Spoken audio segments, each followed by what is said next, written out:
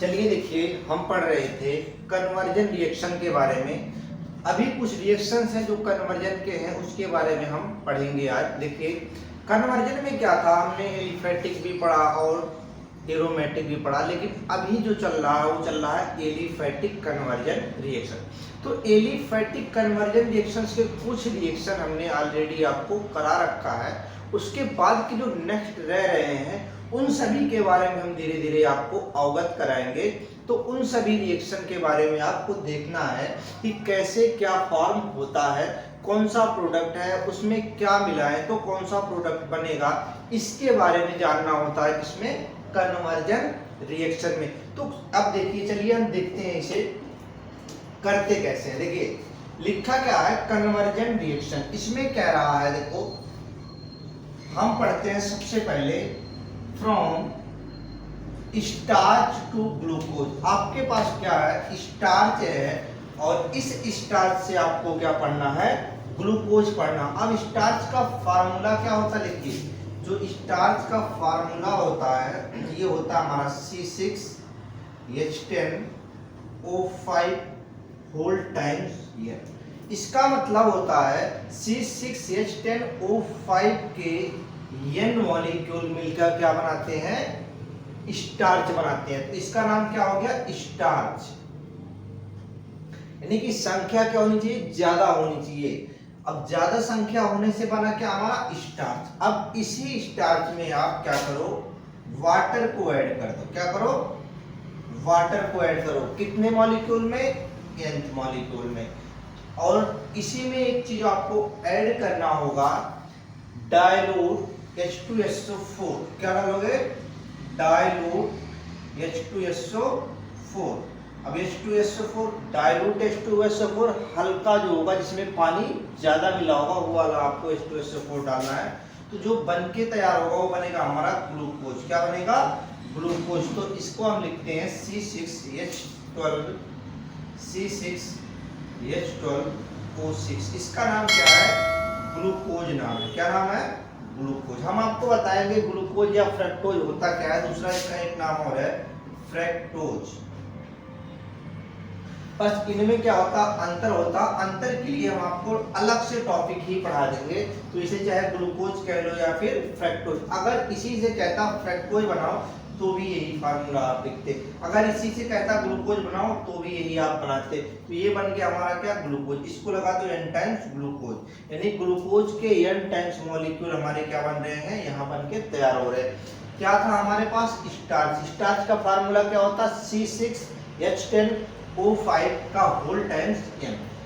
लगभग क्या कह रहा है कि C6H10O5 के अधिकतर मॉलिक्यूल, यानी ज्यादा से ज्यादा 1 2 3 4 5 लाखों में ले लो, इतनी संख्याएं मिलकर क्या करें, अगर पानी से क्रिया करें किसकी उपस्थिति में, डाइल्यूट H2SO4 में, तो बनेगा क्या, ग्लूकोज या फ्रक्टोज। क्या बनेगा, ग्लूकोज या फ्रक्टोज। तो ये था हमारा पहला रिएक्शन। देखो हमने वही काम किया है, हमने क्या लिया, स्टार्च ले लिया। क्या ले लिया, स्टार्च। स्टार्च में हमने क्या ऐड किया, पानी मिलाया। क्या मिलाया, पानी। किसकी उपस्थिति में, डाइल्यूट H2SO4। H2SO4 को बोलते हैं तेजाब। क्या बोलते हैं, तेजाब या सल्फ्यूरिक एसिड। अगर हम स्टार्च में पानी डालें और उसके बाद उसमें तनु यानी कि डाइल्यूट H2SO4 मिलाते हैं, तो जो प्रोडक्ट बनके तैयार होता है वो होता हमारा ग्लूकोज या फ्रक्टोज। क्या होगा, ग्लूकोज या फ्रक्टोज। अब कह रहा, देखो अगला हमारे पास क्या कह रहा उसके बारे में हम देखेंगे। तो देखो स्टार्च से हमारा ग्लूकोज बन गया।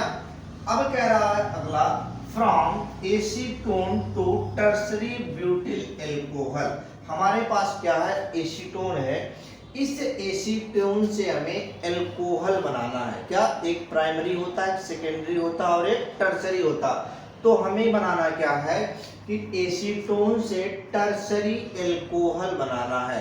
तृतीयक एल्कोहल कैसे बनेगा तो वो हम जानेंगे। तो हमारा काम क्या होगा, सबसे पहले जानो एसीटोन क्या होता है। तो एसीटोन का आपको फार्मूला लिखना है। तो एसीटोन होता RCO, इसको बोलते हैं एसीटोन। क्या बोलते हैं, एसीटोन। अब इसे हम थोड़ा सा अरेंज करके लिखते हैं। देखो यहाँ लिख दिया R, इसको बोलते हैं एसीटोन। अब यहाँ पे R की जगह पे क्या लिखा है, CH3। अगर CH3 दोनों पे लगाओगे तो हो जाएगा एसीटोन, तो हमने यहाँ लगा दिया क्या, CH3 बन गया। देखो ये हो गया एसीटोन। इसके बाद हम इसकी रिएक्शन करते हैं ग्रिग्नार्ड रिएजेंट से। किससे करेंगे, RMgX से। किससे करेंगे, RMgX से। तो RMgX क्या है, ग्रिग्नार्ड, इसको बोलते हैं ग्रिग्नार्ड रिएजेंट। क्या बोलते हैं, ग्रिग्नार्ड रिएजेंट। तो हमारा काम क्या होता है, ग्रिग्नार्ड रिएजेंट जो होता है, देखो यहाँ पर एक पॉजिटिव का काम करेगा और एक निगेटिव का काम करेगा। तो निगेटिव वाला पॉजिटिव के साथ और पॉजिटिव वाला निगेटिव के साथ अटैक करेगा। तो देखो अब मैं बताता हूं आपको, देखो ये हमारा क्या काम करता है, पॉजिटिव का, ये क्या काम करेगा, निगेटिव का। तो यहाँ ये काम करेगा निगेटिव का और ये काम करेगा पॉजिटिव का। पॉजिटिव हमेशा किसके साथ जुड़ता है, निगेटिव के साथ। निगेटिव हमेशा किसके साथ जुड़ता है, पॉजिटिव के साथ। तो देखो ये वाला क्या है, निगेटिव है, तो ये पॉजिटिव के पास आएगा और ये बॉन्ड तुरंत ब्रेक होगा, और बॉन्ड ब्रेक होने के बाद ये वाला पॉजिटिव उसके साथ तुरंत जुड़ जाएगा। अब हुआ क्या, देखो यहाँ बना CH3, यहाँ था CH3, यहाँ गया सिंगल बॉन्ड, यहाँ आके जुड़ गया CH3, ये बन गया। अब इसके बाद हमारे पास दूसरा घूम क्या रहा है, MgX घूम रहा है। MgX घूम रहा, तो ये जो MgX घूम रहा है, ये दोनों आपस में रिएक्ट करेंगे। तो ये बनेगा क्या, R और R, यहाँ कार्बन, यहाँ OMgX। तो ये बनेगा हमारा टर्सरी बना। उसके बाद यहाँ क्या बना, OMgX। क्या बना हमारा, OMgX। अगर इसी को आप थोड़ा सा हीट देते हो, क्या करते हो, थोड़ा सा हीट करते हो या हाइड्रोलिसिस करते हो, तो सीधे से देखो ये क्या है, जैसे हमारे पास O है, Mg है, X है। अगर हम इसको हाइड्रोलिसिस कर दें, क्या करते, HOH करते हैं। क्लियर है। तो देखो ये हमारा क्या था, पॉजिटिव, एक था हमारा निगेटिव। तो हमारे पास क्या है, ये हमारा निगेटिव है, ये पॉजिटिव है, और ये क्या है हमारा पॉजिटिव है। तो पॉजिटिव वाला किसके साथ जुड़ेगा, निगेटिव वाले के साथ। तो ये हो गया बाहर, बना क्या, MgX और OH बना। दूसरा हमारे पास क्या बन गया, OH का प्रोडक्ट बन गया। तो यहाँ क्या बना हमारे पास, CH3C और OH। इसको हम बोलते हैं टर्शरी ब्यूटिल एल्कोहल। दूसरा जो प्रोडक्ट बना वो होगा हमारा MgXOH। देखो MgXOH, तो ये था हमारा किसके लिए, एसीटोन से टर्सरी ब्यूटिल एल्कोहल बनाना। तो ये हमने कैसे किया, इसमें हमने ग्रिग्नार्ड रिएजेंट को ऐड किया। अब आता है हमारे पास, कह रहा है from acetyl chloride to methyl amine. हमारे पास क्या है, एसिटिल क्लोराइड है, इससे हमें बनाना क्या है, मेथिल क्लोराइड। तो इसे कैसे बनाएंगे, इसके बारे में हम चर्चा करते हैं। तो देखिए है तो सारी चीजें आसान, आप क्या है कि आप किसी चीज पर ध्यान नहीं देते हो। अगर आप ध्यान दो तो कोई भी चीज हार्ड नहीं होगा। तो सबसे पहले यहाँ क्या जानना होगा आपको ये जानना होगा कि एसिटिल क्लोराइड का फार्मूला क्या होता है। तो एसिटिल क्लोराइड का जो फार्मूला होगा वो होगा RCOCl, जहाँ R इज इक्वल टू क्या होगा, CH3। तो इसको हम क्या बोलेंगे, एसिटिल क्लोराइड। तो हम इसको लिखते हैं क्या, CH3COCl। देखो यहाँ हमने लिखा एसिटिल क्लोराइड। अब आप क्या करो, इसमें NH3 ऐड करो। क्या करो, NH3 ऐड करो, NH3।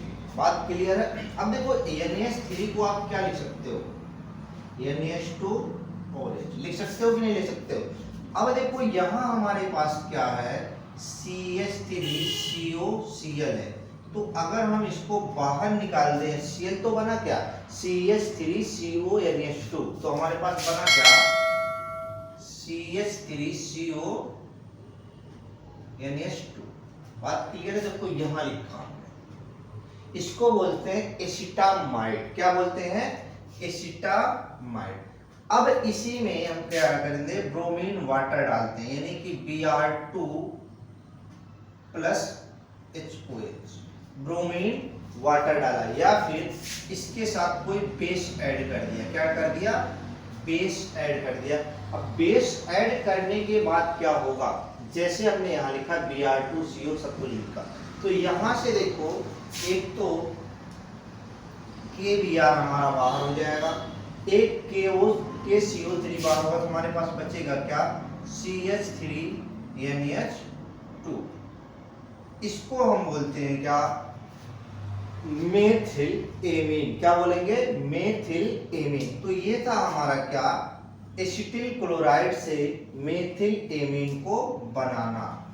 अब क्या रहा, देखो जो बहुत बार पूछा गया है, इंपॉर्टेंट रिएक्शन है, इस पे थोड़ा सा आपको फोकस ज्यादा करना पड़ेगा।